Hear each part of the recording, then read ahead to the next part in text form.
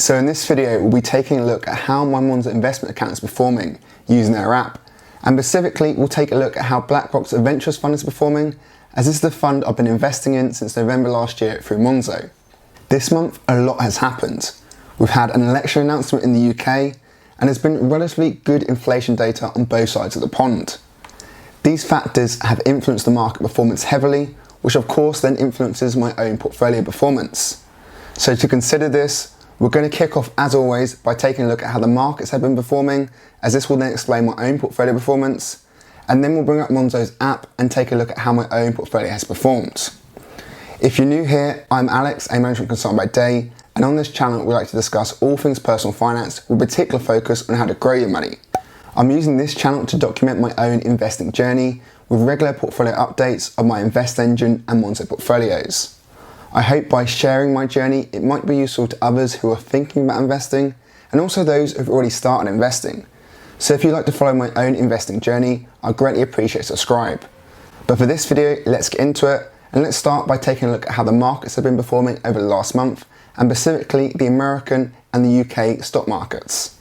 If we take a look at the US first by using the S&P 500, which tracks 500 very large American companies, we can see it's been a good month for the US stock market, as the S&P is up by 3.69% over the past month at the time of recording.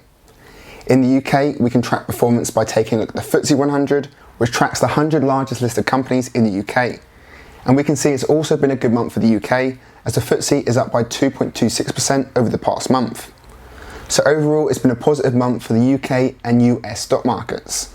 And the US data is particularly good news for us as Monzo investors, as most of the equity portion of Monzo funds is exposed to the US stock market.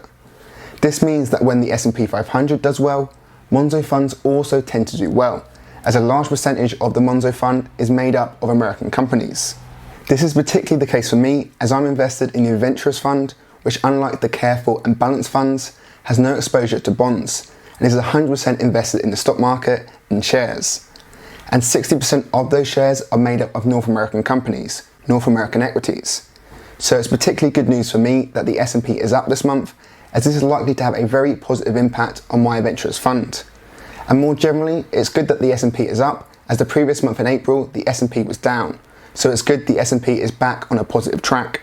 If we switch our attention to the UK, although UK companies make up a much smaller proportion of Monzo funds, they still have an impact on performance, albeit much smaller than US companies. And it's still been good performance for the FTSE. It's up by 2.26% over the past month. And if we take a look at the graph, we can see the performance was going well, particularly well, until the 22nd of May. This was when Rishi Sunak made his election announcement. And unfortunately for him, the market in the UK didn't seem to take the election news positively, as from the 22nd of May onwards, the FTSE 100 went downhill.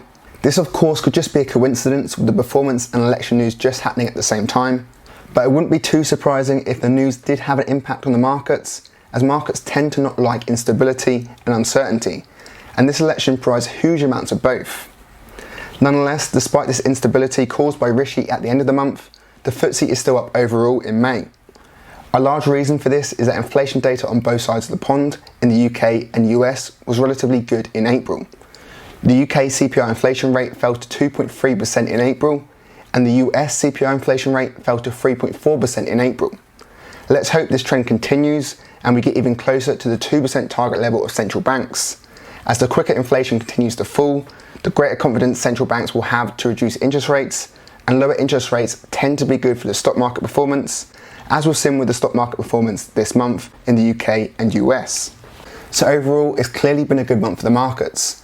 And now we know this, let's bring up Monzo's app and take a look at how my Monzo investment account has been performing and how the fund I've been investing in, the Adventurous Fund, has been performing.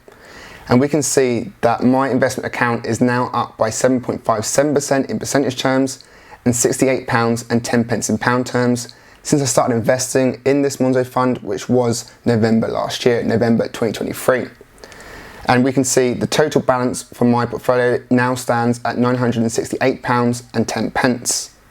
And in terms of the specific performance this month, we can use the graph feature here to see what the balance was at the start of the month and the end of the month. We can see at the start of the month, I had a balance of £836, and then the end of the month, I had a balance of £968.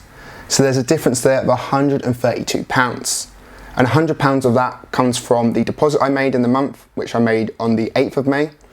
And then the remaining £32 comes from the gains I made in the month. So the increases in value of this fund thanks to the good stock market performance. So overall, it's been a really good month for this fund as I'm up by £32 in gains. I'm not expecting every month to be like this, every month to be in the green, as the market tends to have good months and it tends to have bad months. Even if we switch back to last month using this graph feature here and switching to the all-time tab, we can see in April it was a terrible month and my total gains for the portfolio went down to around £22. So not every month is going to be positive, and last month shows that. However, I'm hoping the long-term trend is upwards. If we bring up a graph of the S&P 500, we can see how important it is to have a long-term focus when investing. As by looking at this graph which shows the S&P 500 performance over the past 5 years, we can see there's been plenty of periods where the market went downwards, but the overall trend is upwards. In fact, over the past 5 years, the S&P is up by 92% overall. Of course, history is not always a good predictor of future performance, but taking a look at this graph certainly helps me during bad months like April to keep a long-term investing focus. As in this 5-year graph, we can hardly even notice the downward dips. Instead, the main takeaway from this graph is definitely the upward trend, and my focus remains on the long term in terms of this Monzo portfolio. I'm going to continue investing in this portfolio £100 a month every single month, and I'm also going to continue investing in my Invest Ninja portfolio every month too.